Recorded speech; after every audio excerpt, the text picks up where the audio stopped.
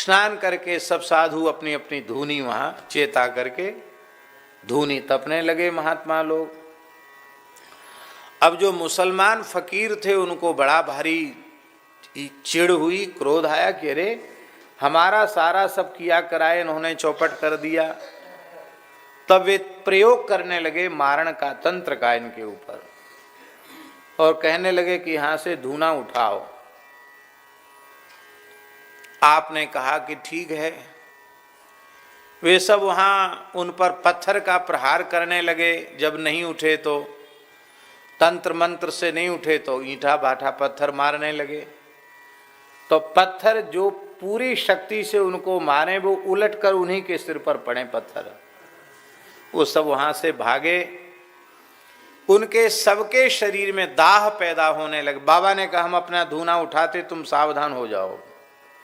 जैसे आपने अपना धूना उठाया सबके शरीर में जलन होने लगी। हाय जले हाय जले हाय जले चिल्लाने लगे।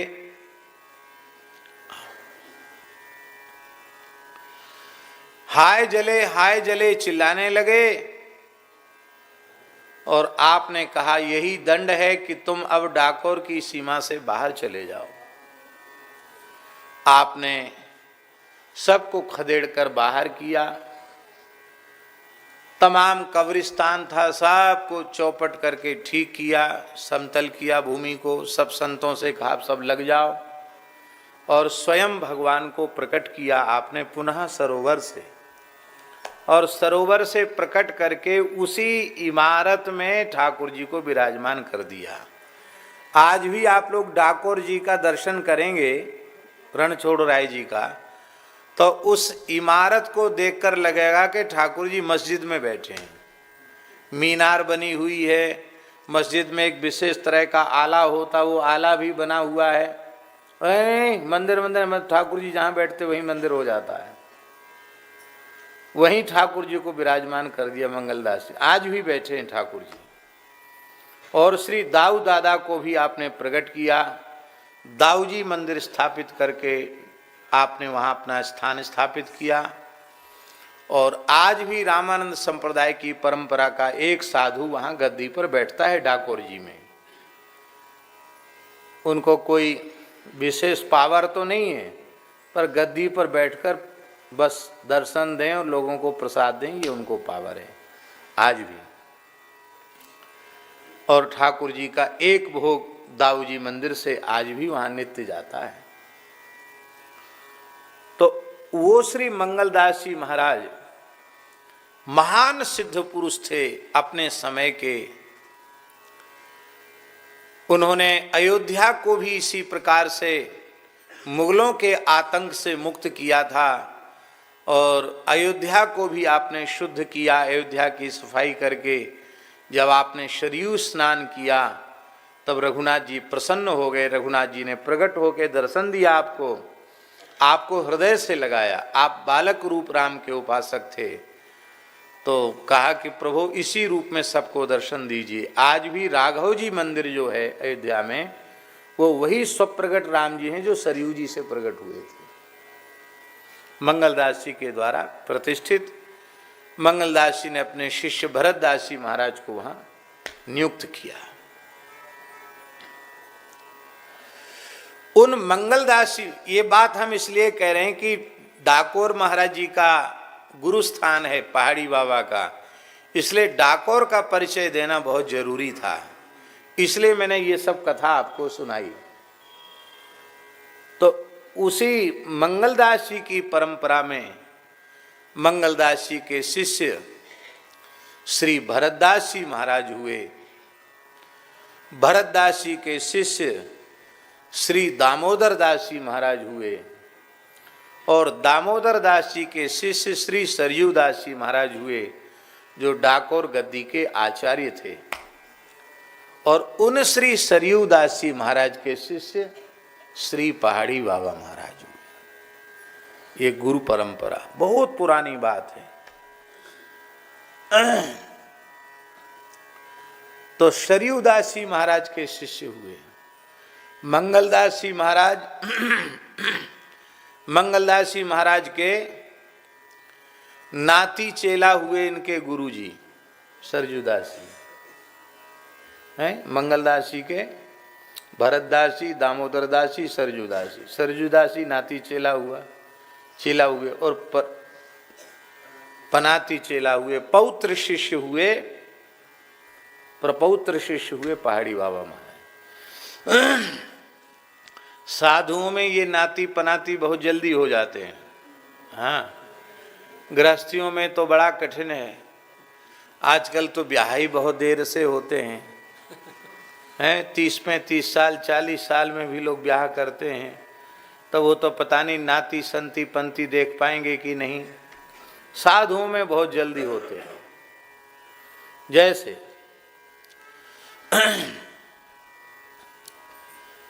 अब सामने हमारे रामदास जी महाराज बैठे हैं, पीपाड़ वाले। रामदास जी ठाकुर जी के कृपा पात्र हैं। इनकी आयु कितनी 65-70 की होगी, कितनी होगी रामदास हैं? 60 वर्ष की है। अब रामदास जी के शिष्य पीछे बैठे हैं, राघवदास जी। तो रामदास जी हमारे शिष्य हुए, राघवदास जी हमारे नाती चेला हुए, और राघवदास जी का चेला होगा तो हमारा पनाती चेला हो जाएगा, और उनका चेला हो जाएगा तो हमारा और आगे हो जाएगा। तो प्रभावशालियों के जल्दी जल्दी शिष्य बन जाते हैं। हमारे कितने नाती चेला पनाती चेला तो चले गए भगवान के पास।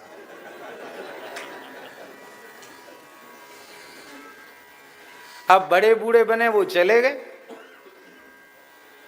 तो इसलिए साधुओं में आप ऐसा नहीं सोचना कि पनाती चेला इतने, तो सामने ही यहाँ 4-4 5-5 पीढ़ी हो जाती साधुओं में। उस जमाने की बात है।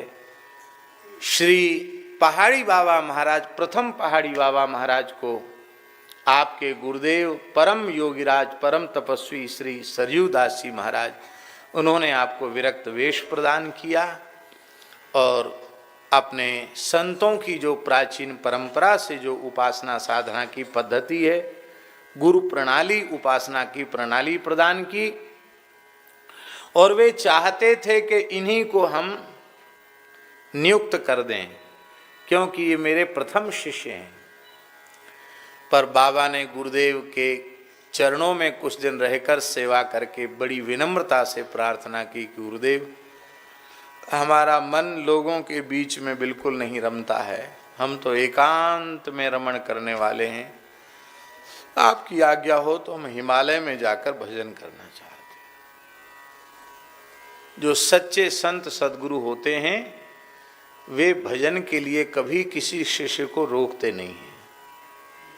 भजन तो करना ही चाहिए, जीवन ही भजन के लिए। हमारा व्यवहारिक कोई काम बिगड़ता हो तो खूब बिगड़ जाए, पर ईमानदारी से कोई कहे कि हम एकदम निष्प्रभ होकर भजन में लगना चाहते हैं, तो इस बात को सुनकर जितनी प्रसन्नता हमारे हृदय में होती है, उतनी वैसी प्रसन्नता दूसरे किसी काम से नहीं होती है। सबसे अधिक प्रसन्नता इस काम से होती है कि ईमानदारी से जिसलिए भगवान ने मानव शरीर दिया है उस काम में लग जाए, भगवत प्राप्ति के पथ पर अग्रसर हो जाए। इसी जन्म में इसी शरीर से भगवत प्राप्ति करनी है, इस दृढ़ निश्चय के साथ भजन में लग जाए।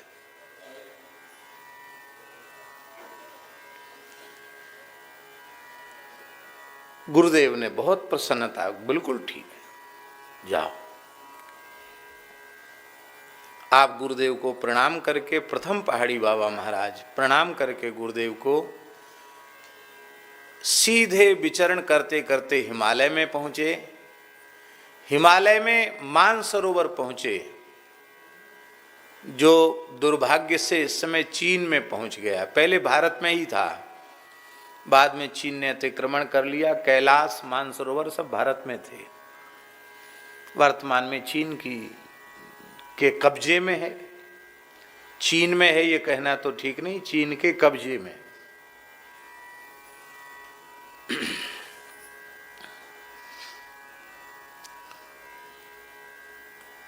दुख की बात है कि स्वतंत्र भारत में जो है कैलाश मानसरोवर भारत से अलग हो गया। जब देश गुलाम था तब भारत की सीमा में था, और देश के स्वतंत्र होने के बाद अलग हो गया। दुख की बात है। खैर वह जाने दो। जिस काल में श्री पहाड़ी बाबा महाराज वहां विराजे उस समय तो सब भारत ही था। वहां कैलाश में एक गुफा है, वशिष्ठ गुफा। उस वशिष्ठ गुफा में आपने प्रवेश किया और ऐसे स्थल पर आप विराजे, वहां वशिष्ठ गुफा का आज भी ऐसा वातावरण है, वहां कोई जीव जंतु भी नहीं, इतनी ठंडी है, बर्फ ही बर्फ जमी रहती है। वहां आप 5 वर्ष समाधिस्थ रहे। कितने वर्ष? वशिष्ठ गुफा में 5 वर्ष आप समाधिस्थ रहे। और इसके बाद संतों के, सिद्ध संतों के आग्रह पर आप थोड़े नीचे उतरे, केदारनाथ पहुंचे। और केदारनाथ में हनुमान गुफा है। उस हनुमान गुफा में जहां इस समय परम पूज्य श्री अभिराम दास जी महाराज का स्थान है, संत सेवा होती है, वहां जो गुफा है उस गुफा में बाबा, प्रथम पहाड़ी बाबा महाराज उस गुफा में 65 वर्ष विराजे। कितने वर्ष? तो 5 वर्ष मानसरोवर में और 65 वर्ष केदारनाथ में। तो अब इतना तो पक्का समझ लो कि 70 वर्ष उनके बर्फ ही बर्फ में व्यतीत हो गए, नीचे उतरे ही नहीं। तो इतने लंबे समय तक वहां विराजने से, बर्फ में रहने से, पहाड़ में रहने से उनका उपनाम पड़ गया पहाड़ी बाबा। क्या नाम पड़ गया? पहाड़ी बाबा नाम पड़ गया। नाम तो गुरु महाराज का दिया हुआ श्री स्वामी नृसिंहदास जी महाराज था, पर आपका नाम पहाड़ी बाबा पड़ गया। सब तीर्थों की यात्रा की उन्होंने हिमालय में। दामोदर कुंड भी महाराज गए थे। पहाड़ी बाबा, प्रथम पहाड़ी बाबा महाराज, और वहां से स्वयं दामोदर कुंड से शालिग्राम जी लेके आए थे। और उनमें एक स्वरूप तो पूज्य गुरुदेव पहाड़ी बाबा ने दास को प्रदान किया, वो हमारे साथ विराजमान हैं, आपको दर्शन कराए छोटे से। और एक स्वरूप यहाँ मंदिर में विराजमान है, नृसिंह भगवान के स्वरूप। वो बाबा स्वयं वहां से लेकर के आए थे। आज भी मंदिर में विराज रहे ठाकुर जी। पुराने संत सब जगह विचरते थे। तो बाबा वहां 65 वर्ष विराजे।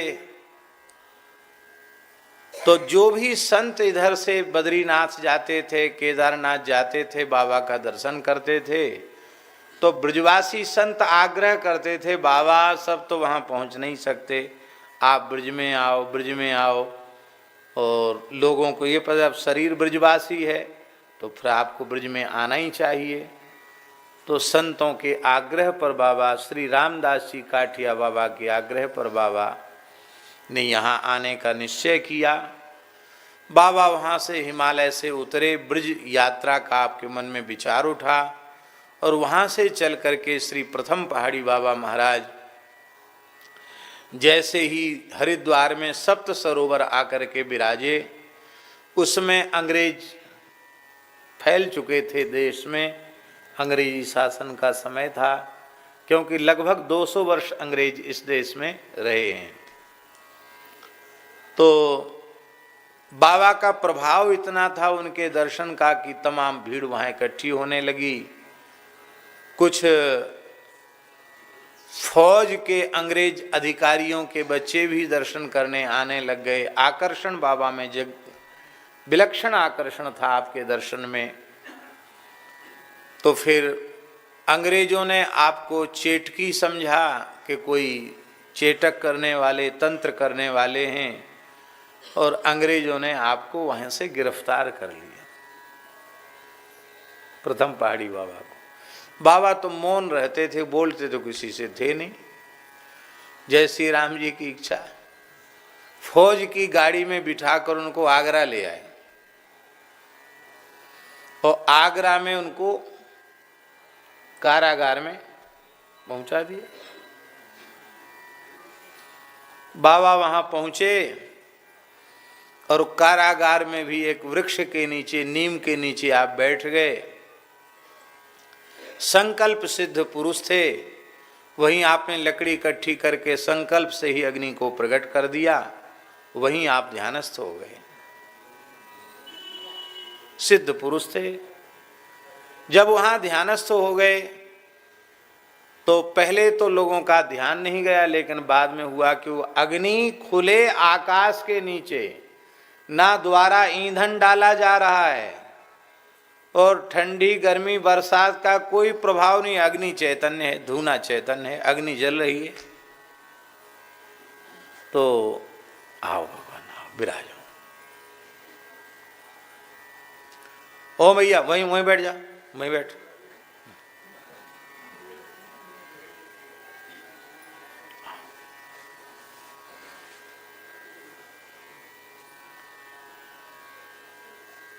तो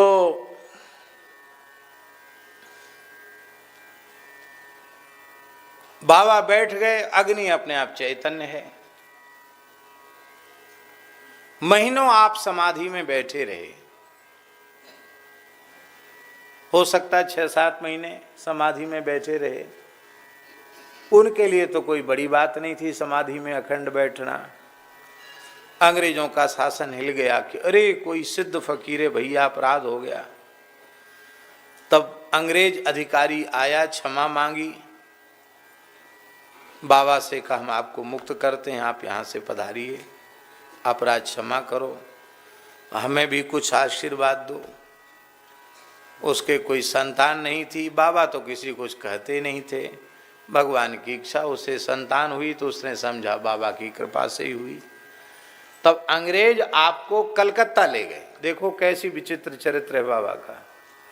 फौज की गाड़ी में बिठा के अंग्रेज उनको, उस समय कलकत्ते में केंद्र था अंग्रेजों का, कलकत्ते में ले गए। विक्टोरिया एक जगह है, वहाँ बाबा को रखा। विक्टोरिया है कलकत्ता में।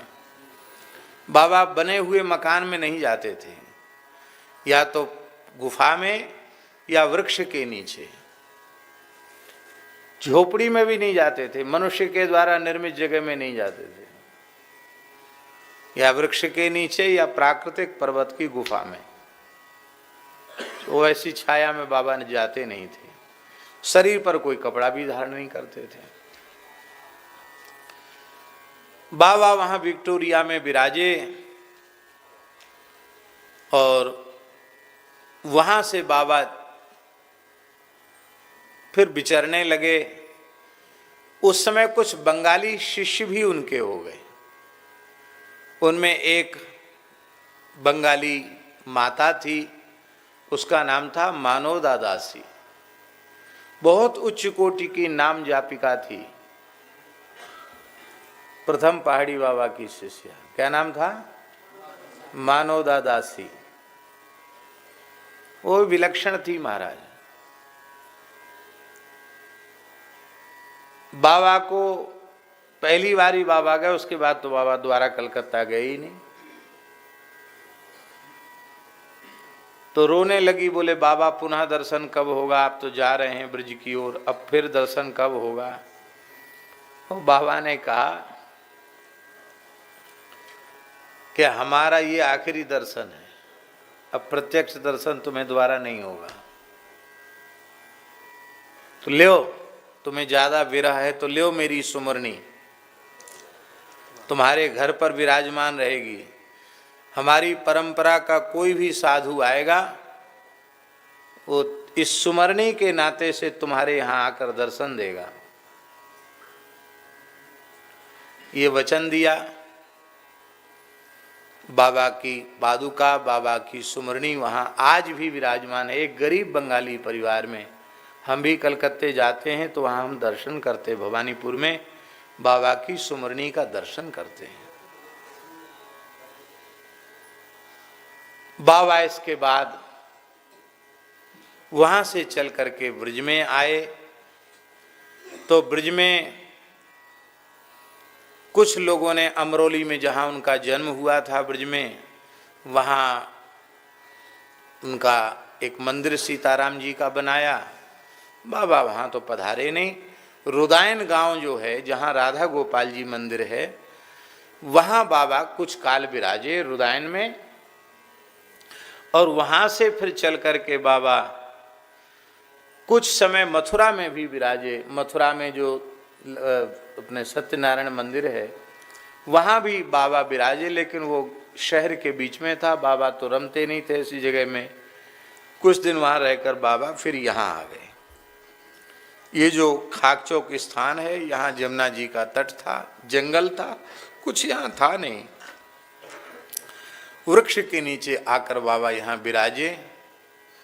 और एक बार हर प्रयाग कुंभ से आप पैदल चल करके गंगा सागर गए हैं।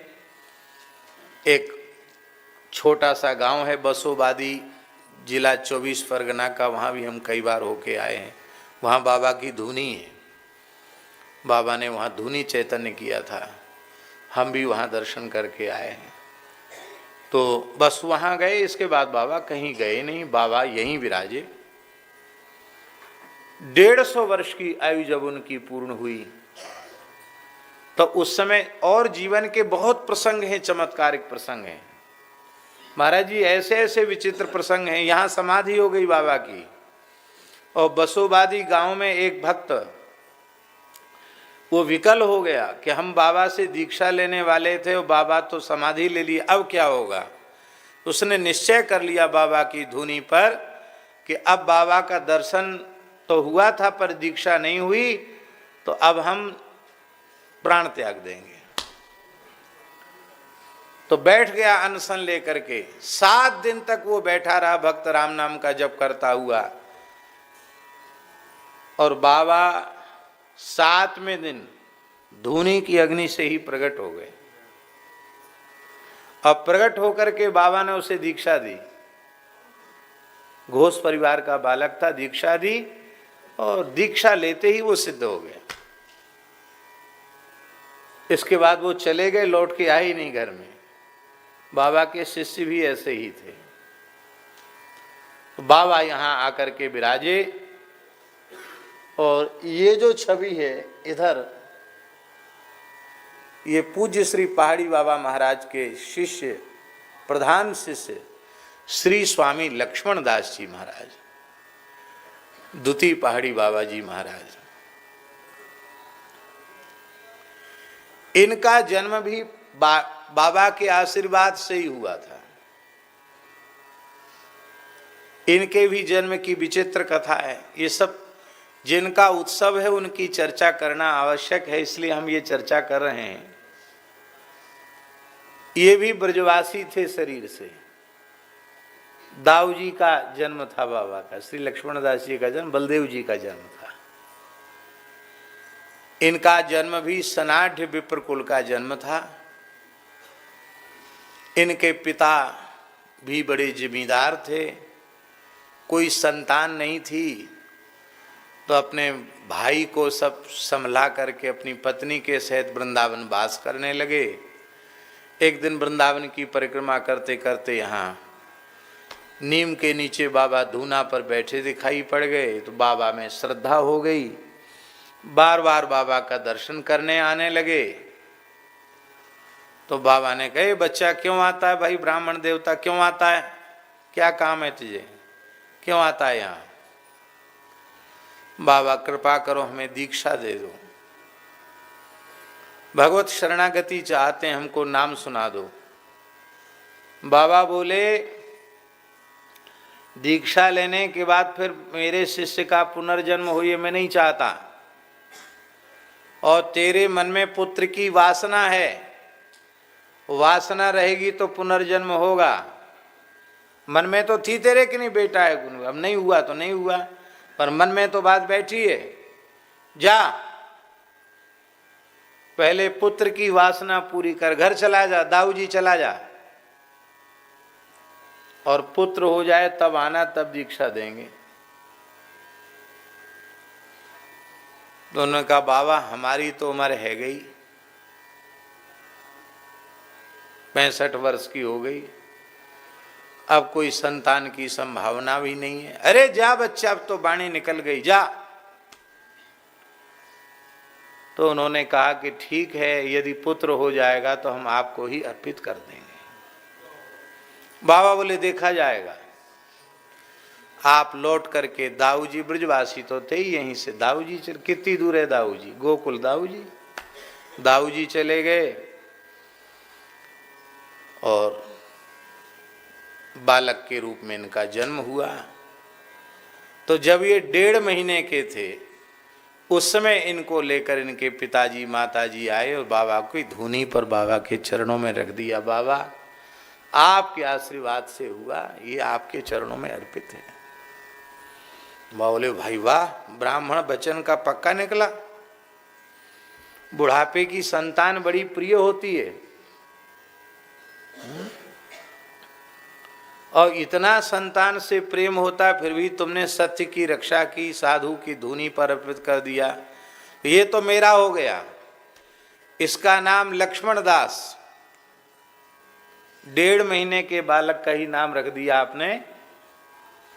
इसका नाम लक्ष्मण दास हुआ, ये मेरा हो गया। अब तुम्हारा नहीं है, मेरा हो गया। 4 तेरे और होंगे, 4 बालक और होंगे तेरे, ये तो मेरा हो गया। बोले महाराज अब ऐसा आशीर्वाद मत दो, क्योंकि ब्रजवासी नाम धरेंगे कि बुढ़ापे में लेन लग रही है। बाबा बोले अब तो वाणी निकल गई। ये बाबा का तकिया कलाम था, अब तो वाणी निकल गई, जो कह दिया वो तो हो नहीं है। बोले अब तो वाणी निकल गई। और 4 पुत्र उनके और हुए, और अंत में उन्होंने विधिवत महाराज से दीक्षा लेकर के सपत्नीक वृंदावन में भजन किया, और वृंदावन की रज उनको प्राप्त हुई। लक्ष्मणदास जी महाराज ने 7 वर्ष की आयु में उनका यज्ञोपवीत संस्कार हुआ, यहीं इसी स्थान में। 5 वर्ष की आयु में उनके पिताजी उनको यहाँ सौंप गए थे, और 7 वर्ष की आयु में यज्ञोपवीत संस्कार हुआ। और यज्ञोपवीत संस्कार के साथ ही पहाड़ी बाबा ने उनको विरक्त वेश दे दिया, और जीवन भर वो इसी स्वरूप में रहे। वे भी एक लंगोटी में, अखंड विभूति 12 तिलक एक लंगोटी। देखो स्वरूप कितना दिव्य है बाबा का, है ऐसा दिव्य स्वरूप था। और ये भी ऐसे विरक्त थे, द्वितीय महापुरुष, ये भी ऐसे विरक्त थे महाराज कि ठाकुर श्री विजय कृष्ण गोस्वामी ने उनसे पूछा कि आपके मत में साधु की परिभाषा क्या है। आपने कहा जिसके मरने के बाद शरीर ढकने के लिए, कफन के लिए एक कोरा कपड़ा न मिले संग्रह के नाम पर, और धन के नाम पर फूटी कौड़ी जिसके पास न निकले, उसे मैं साधु समझता हूं। आज हम हमारे बड़े गुरु भाई श्री रामावतार दास जी महाराज का दर्शन करने हम गए थे। उन्होंने तो अपने द्वार पर ही लिख रखा है कि जो बाबाजी होके मोबाइल रखता है, मोबाइल छूता है, मोबाइल का प्रयोग करता है, उसे मैं बाबाजी नहीं समझता, और जिसे मैं बाबाजी ही नहीं समझता उससे बात नहीं करता। मना कर दिया उन्होंने। मोबाइल रखने वाले को मैं बाबा जी नहीं मानता, और बाबा जी नहीं तो हमसे बात करके क्या होएगा। उन्होंने जो बात कही बहुत अच्छी बात है, आदर के योग्य बात है। मोबाइल रखने वाले को मैं बाबा जी नहीं समझता। संतों के विचार हैं और फक्कड़ संतों के विचार हैं, अपने स्थान पर ठीक हैं। अब हम लोग कहेंगे क्या करें, व्यवहार बिना मोबाइल के नहीं चलता। अरे जब व्यवहार ही चलाना था तो घर में ही रहते। व्यवहार ही चलाना था तो घर में ही रहते, न इधर के रहे ना उधर के रहे। बात तो हमें आज भीतर बैठी उनकी बात।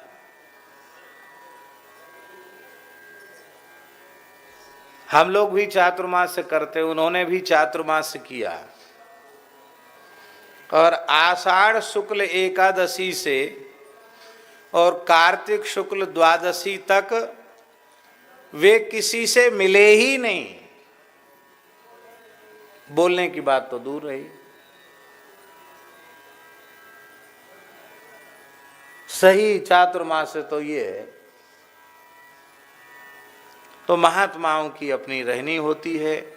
तो पूज्य श्री लक्ष्मण दास जी महाराज ने कहा कि जिसके पास संग्रह के नाम पर फूटी कौड़ी न निकले और शरीर ढकने के लिए कोरा कपड़ा भी न निकले संग्रह के नाम पर, कफन के नाम पर, उसे मैं साधु समझता हूँ। और हमारे पूज्य गुरुदेव श्री महाराज जी उधर जो छवि है, जिनका आप सबने भी दर्शन किया होगा,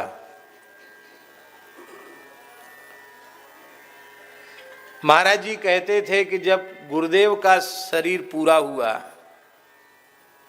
श्री स्वामी लक्ष्मण दास जी महाराज का, तो महाराज जी कहते थे कि स्थान में संग्रह के नाम पर वस्तुतः फूटी कौड़ी नहीं थी। रुपया पैसा के नाम पर स्थान में फूटी कौड़ी नहीं थी, और महाराज जी के शरीर को ढकने के लिए कोरा कपड़ा नहीं था। कहने को तो प्रवचन में हम भी बहुत कुछ कह देते हैं, लेकिन जो कह देते हैं वो दिखाई पड़े ये कम होता है। पर बाबा ने जो कहा वही हुआ, क्योंकि आज जो चरणों में आ गया उसे आज सूर्यास्त होने के पहले पहले समाप्त कर देते थे वो।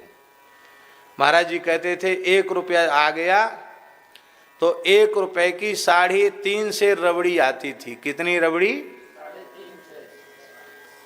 ये जो घड़ी हमारे पास रखी गई है वो इतनी अच्छी घड़ी है कि जब से रखी है तब से 12:20 बजा रही है, और अभी भी 12:20 ही हैं। चलो ठीक है। तो घड़ी नाम से इसको रखा गया, पर ये देख के नहीं रखा गया कि ये घड़ी चल रही है कि बंद है। चलो ठीक है, कोई बात नहीं, घड़ी तो है। और हमारा भी ध्यान अभी गया, हमने भी इसको देखा नहीं, अब देखा है। तो भगवान की कृपा से 1 रुपए की 3.5 से रबड़ी आती थी।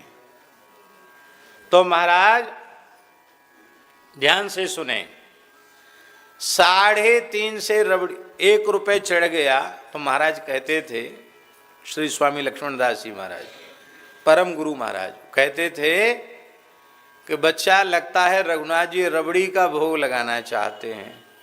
1 रुपए की 3.5 से रबड़ी आती तो तुरंत कहते जा गोपेश्वर महादेव पे जाओ। गोपेश्वर महादेव की रबड़ी उस समय पूरे वृंदावन में प्रसिद्ध थी।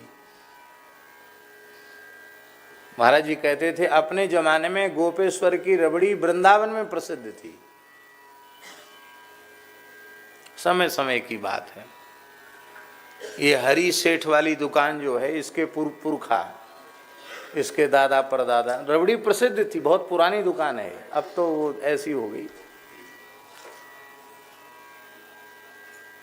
तो महाराज कहते 3:30 से रबड़ी आती, ठाकुर जी को भोग लगता, गुरु जी इतना लेते एक कण और सब बांट देते, खत्म। रखते नहीं किसी को कि वो गया है वहां परिक्रमा करने गया तो बाद में उसको मिलो, नहीं। हाजिर में हुज्जत नहीं, गैर की तलाश नहीं। वही बात महाराज जी कहते थे पहाड़ी बाबा, हाजिर में हुज्जत नहीं, गैर की तलाश नहीं, जो आया खत्म करो, उसके लिए रख लेना। अरे वो गृहस्थी का काम है। आज खाए कल को झंके, ताकू गोरख संग न रखे, महाराज जी कहते थे। आज खा लिया, कल के लिए गठबंधन कर लिया कि रास्ते में क्या खाएंगे, बोले वो ऐसे साधु को संग नहीं रखते हैं, वो गृहस्थी से भी गया बीता है, ठाकुर जी पर बिल्कुल विश्वास नहीं। ऐसे महापुरुषों का जीवन ऐसा हुआ करता था। लेकिन महाराज जी कहते थे कि श्री लक्ष्मणदास जी महाराज का जैसा संस्कार और जैसा भंडारा हुआ, कहते मेरे जीवन में इस प्रकार का भंडारा हमने देखा नहीं। वृंदावन में पता चला और ब्रजवासी इकट्ठे होने लगे, रेशमी कपड़ों के थान आ गए महाराज, इतना सामान यहाँ।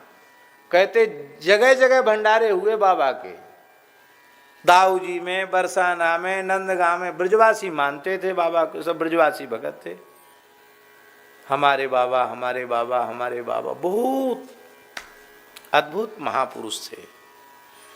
और जो दास के पूज्य गुरुदेव, जिनकी कृपा से दास को ये साधु का वेश प्राप्त हुआ, उनकी कृपा करुणा मिली, ऐसे पूज्य श्री महाराज जी का जीवन भी जिन लोगों ने निकट से देखा, ऐसा ही अद्भुत अनुपम जीवन था उनका, विलक्षण जीवन था उनका। वो दर्शन करें आप, उस तरफ जो छवि है,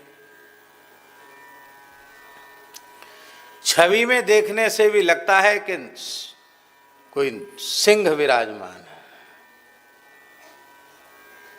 हिम्मत नहीं थी किसी की आंख मिलाने की उनसे, उनके जमाने में। लगभग 120 वर्ष की आयु में वो भगवत धाम प्रयाण किया उन्होंने, और ऐसे ही सिंह के जैसे गरजते रहे। एक अचला, एक लंगोटी और एक गमछा, दूसरा अचला नहीं, दूसरी लंगोटी नहीं, दूसरा गमछा नहीं। जिन लोगों ने यहाँ दर्शन किया है, अभी उन भक्तों में तो कम ही लोग यहाँ बैठे हुए हैं। जीतू भाई ने तो देखा, नीम के नीचे बाबा बैठे हुए हैं एक लंगोटी लगा करके, और फक्कड़ मस्त। सामने हमारे बड़े गुरु भाई बैठे हैं, श्री सुखराम दास जी महाराज, महाराज जी के शिष्य हैं। किस उम्र में दीक्षा ली थी बाबा? हैं? हाँ, ये ब्रजवासी हैं, शरीर से टेंटी गांव के हैं, ब्रजवासी विप्र हैं। हैं?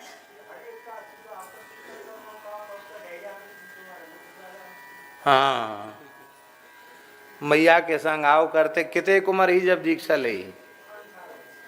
5 साल के है जब बाबा की दीक्षा ली, महाराज जी की दीक्षा ली। तब से लगातार बाबा भजन में लगे हैं। और बाबा तो महाराज जी की दीक्षा, ध्रुव जी की आयु में बाबा ने दीक्षा ली, 5 वर्ष की उम्र में महाराज जी की दीक्षा। और ये तो बार बार विरक्त होना चाहते थे, बाबा जी बन जाऊंगा, बाबा जी बन जाऊंगा। तो एक बार तो चल पड़े वृंदावन के लिए बाबा। कितनी उम्र ही बाबा जब चल पड़े? हैं?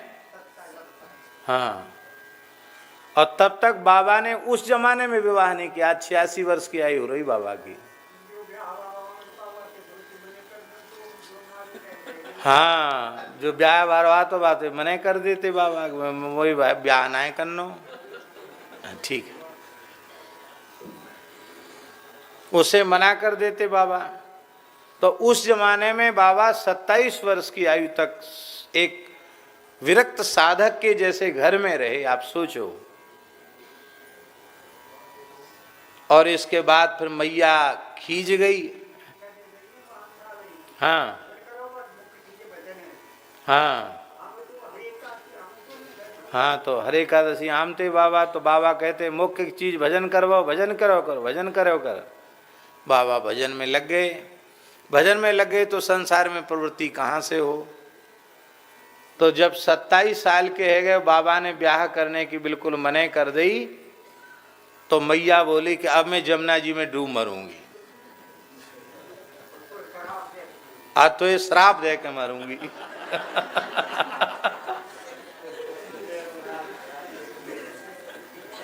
तो मैया आई जमुना जी पे, वहां टेंटी गांव से चल के जमुना जी पे आ गई।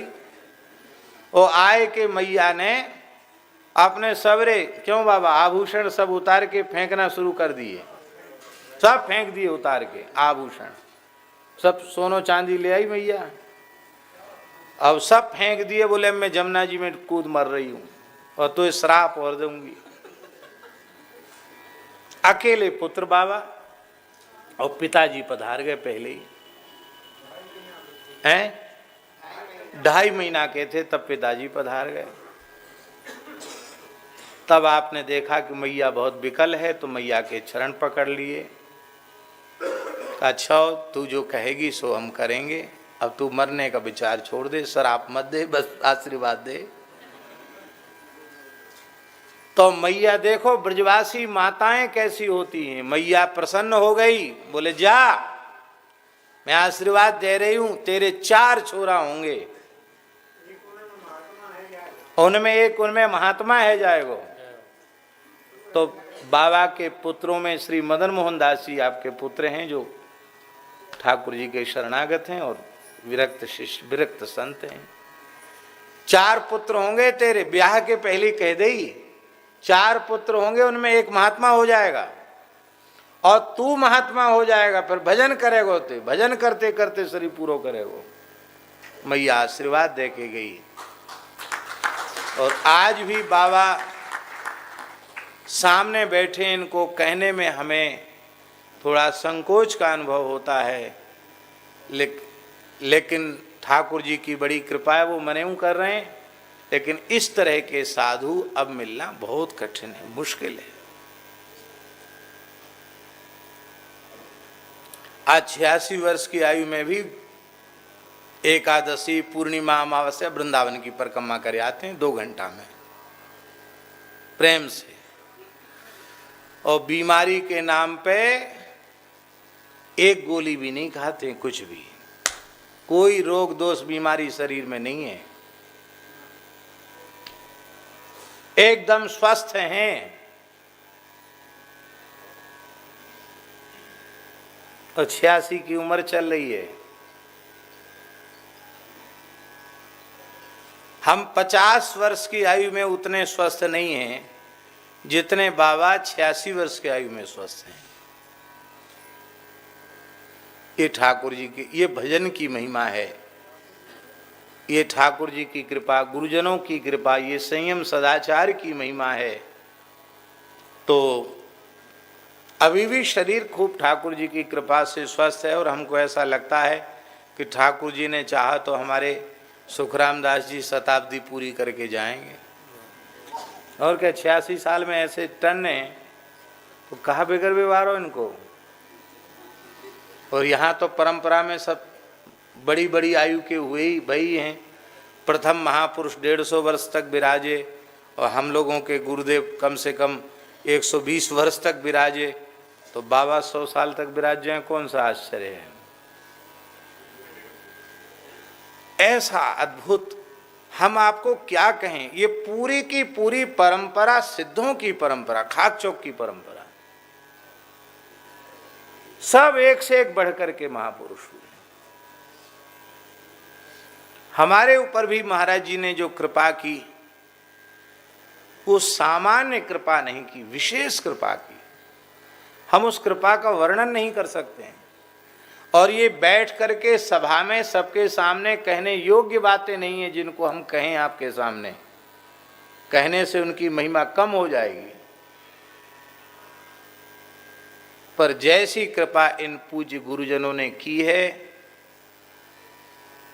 ठाकुर जी करें ऐसी कृपा सबको प्राप्त होवे। हम तो ये कहेंगे ऐसी गुरुजनों की कृपा सबको प्राप्त हो।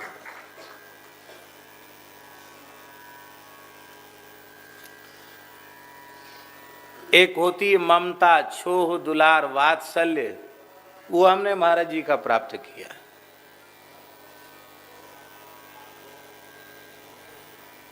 मथुरा में माथुर चतुर्वेद में हमारी परीक्षा थी, सवेरे के पेपर थे। महाराज जी ने हमको बुलाया, बेसन के लड्डू अपने हाथ से बनाए, एक कमंडल भर के लड्डू दिए।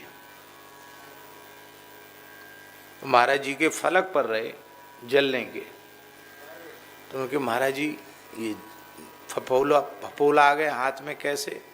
अरे बोले बच्चा क्या बतावें, ये बेसन के लड्डू बना रहे थे, उसी में घी छिटक गया कढ़ाई का, वो फपोला आ गया।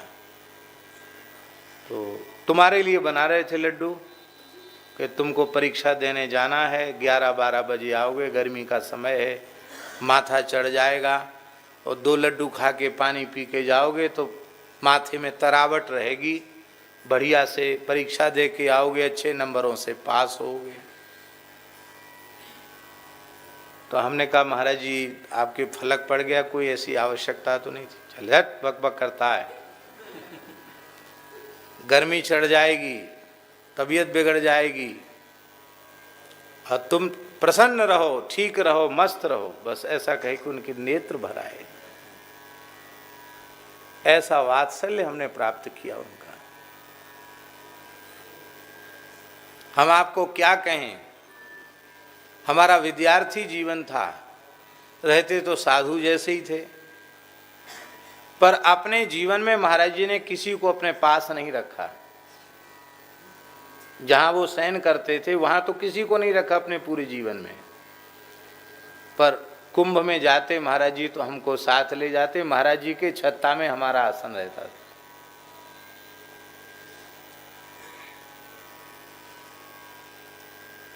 यहीं का एक रहने वाला गौर बाबू कहते थे हम लोग, तो गौर बाबू को कुंभ में पहुँचे तो हमने छत्ता में उनका थैला रख लिया। ओ महाराज जी मेरे ऊपर इतने बिगड़े, भगाश क्यों उठा, क्यों रखा? तुमको यहाँ रख लिया इसका मतलब तुम सब दुनिया घुसाओगे यहाँ, भगा दूंगा तुमको यहाँ से। मेरे बिना पूछे कैसे सामान रखा, बाहर निकलवा दे। विलक्षण महापुरुष थे। नासिक कुंभ में हमने देखा महाराज जी 10 दिन तक केवल जल पर रहे और निरंतर 10 दिन तक प्रायः बैठे ही रहे ध्यान में। ऐसा अद्भुत उनका तप था, ऐसा उनका साधन था। रात्रि को 2 बजे हमको राम राम बोल देते थे। राम राजा दुख भंजन सकल पूर्ण काम, गोविंद गोपाल भज नारायण भज नारायण। बस ये आवाज़ सुन के हम उठ जाते थे।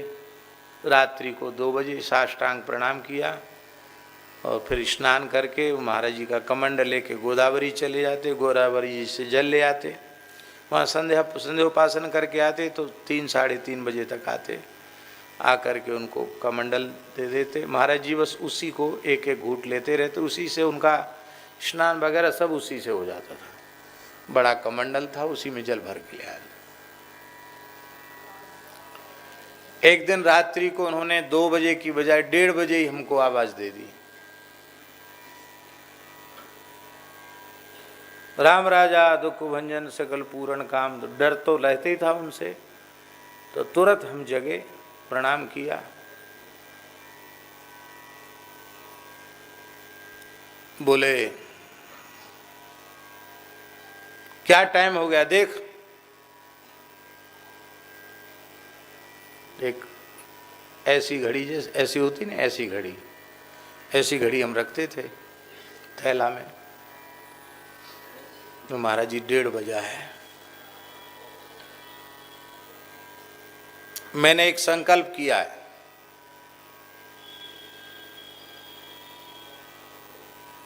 आज्ञा। मेरी एक आध्यात्मिक संपत्ति है और एक गुरु परंपरा से प्राप्त संपत्ति है, गुरु स्थान। मैंने आज अपनी आध्यात्मिक और भौतिक दोनों प्रकार की संपत्ति का उत्तराधिकारी तुम्हें निश्चित किया। हमने कहा महाराज जी हम तो विद्यार्थी हैं। चल हट, बक बक करता है। मैं तुमको 3 जन्म से जानता हूं। तुम 3 जन्म से ब्राह्मण हो, 3 जन्म से विरक्त साधु हो, और ये तुम्हारा आखिरी जन्म है, मेरा भी आखिरी जन्म है।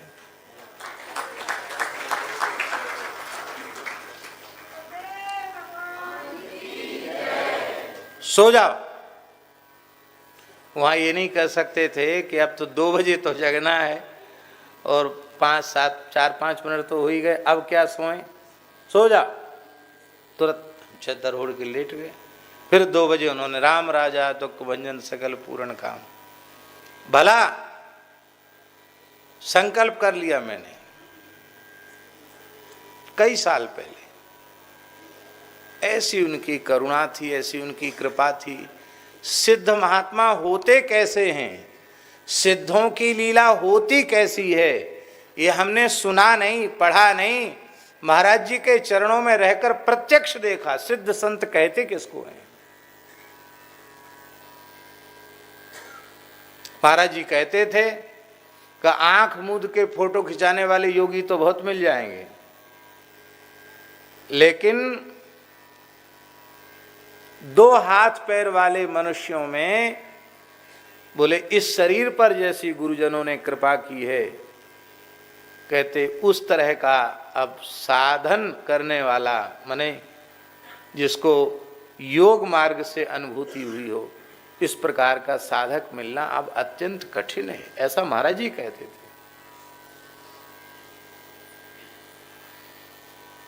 पर दुर्भाग्य है कि हम लोग उनकी जो साधना की जो पद्धति थी, उपासना की पद्धति, उसको हम लोग नहीं ले पाए।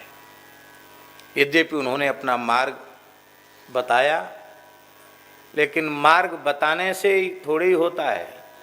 हमने आपको मार्ग बता दिया कि यहाँ से और बिहारी जी जाने का ये मार्ग है, और हम मार्ग पर चलें ही नहीं तो बिहारी जी पहुँचेंगे क्या? अरे मार्ग बताया गया, उस पर चलोगे तो वहाँ तक पहुँच जाओगे। और पर फिर भी गुरुजनों की कृपा करुणा का भरोसा है। उनकी कृपा से ही जीवन है, उनकी कृपा से ही सब कुछ है। हम अपने आप को बहुत गौरवशाली समझते हैं कि ऐसी दिव्य परंपरा में हमें विरक्त वेश प्राप्त हुआ। ऐसे दिव्य महापुरुषों की पवित्र परंपरा में हमें इनका बालक होने का सौभाग्य मिला। ये हम अपने लिए परम सौभाग्य की बात मानते हैं। अपनी संपूर्ण गुरु परंपरा को हम प्रणाम करते हैं। और